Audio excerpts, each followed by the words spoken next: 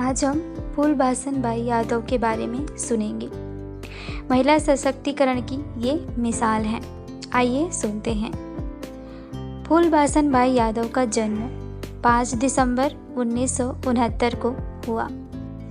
छत्तीसगढ़ के राजनांदगांव जिला मुख्यालय से 10 किलोमीटर दूर सुकुल दैहान गांव में 13 साल की उम्र में ही शादी करके आई।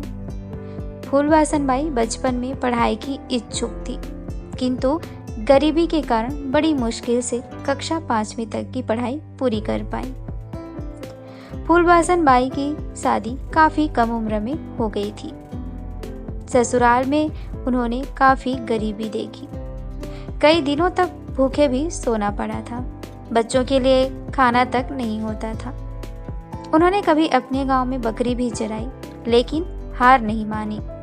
लगन, मेहनत और आत्मविश्वास से 5वीं पास फूलबासन बाई यादव ने वर्ष 2001 में 2 रुपए और 2 मुट्ठी चावल से 10 महिलाओं के साथ एक स्व सहायता समूह मां बमलेश्वरी जनहित कार्य समिति बनाई। वह कहती हैं, जब हम अपने पेट में निवाला डाले बिना सो गए और भूख और गरीबी का एहसास किया तो मैंने अंतहीन रातों का सामना किया। मैंने न केवल अपनी स्थिति में सुधार करने की कसम खाई, बल्कि आसपास रहने वाले लोगों की भी स्थिति में सुधार करने का प्रयास किया। ऐसे सभी परिवारों की स्थिति, और मैं बताती हूँ कि हमारे राज्य में ऐसे अनगिनत लोग हैं जिनकी स्थिति आज भी बहुत गरीबी में गुजर रही है। फूलबाई यादव मां बमलेश्वरी जनहित कार्य समिति की अध्यक्ष हैं। इनके इस महिला समूह में 2 लाख से ज़्यादा महिलाओं का काम कर रहा है। यह अपने आप में मिसाल है। महिला सशक्तिकरण का एक अच्छा उदाहरण इनके द्वारा पेश किया गया।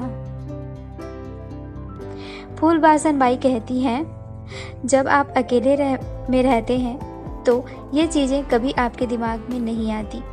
उदाहरण के लिए, यदि आप किसी कुत्ते या बिल्ली को पत्थर मारेंगे तो वो भाग जाएंगे, लेकिन कभी आप मधुमक्खी के छत्ते पर पत्थर मार कर देखिए, मधुमक्खी आप पर हमला कर देंगी।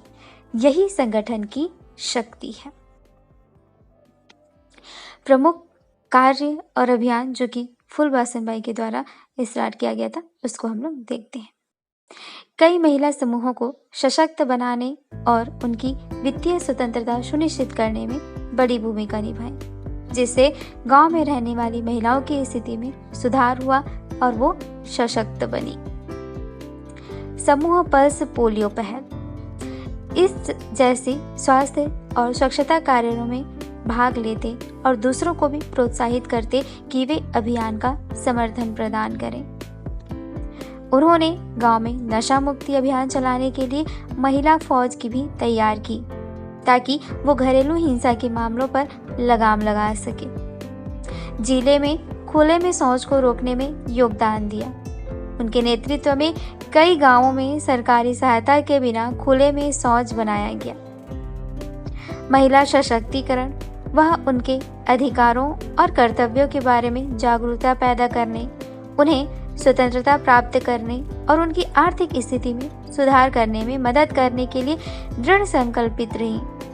अपने प्रयासों के माध्यम से उत्पीड़ित, गैर संगठित और शोषित महिलाओं के सामाजिक और आर्थिक सशक्तिकरण को सुनिश्चित किया। महिलाओं को पैसा बचाने और अपनी वित्तीय स्वतंत्रता की दिशा में काम करने के लिए प्रोत्साहित कर सरकार की विभिन्न लाभकारी योजनाओं के माध्यम से उनकी आर्थिक प्रगति को सुनिश्चित करने में मदद किया। कम उम्र में शादी के बंधन में बंधने वाली फूलबासन बाल विवाह के खिलाफ जागरूकता भी फैला रही है। अब आइए जानते हैं फूलबासन बाई की उपलब्धियां क्या क्या हैं, उनको कौन कौन से सम्मान मिली है। वर्ष 2012 में भारत सरकार द्वारा पद्मश्री से सम्मानित की गई। छत्तीसगढ़ शासन द्वारा जननी सुरक्षा योजना नामक प्रसूति कार्यक्रम के लिए उन्हें अपना ब्रांड एम्बेसडर बनाया गया था। वर्ष 2014 में महावीर फाउंडेशन पुरस्कार से भी इनको सम्मानित किया गया है।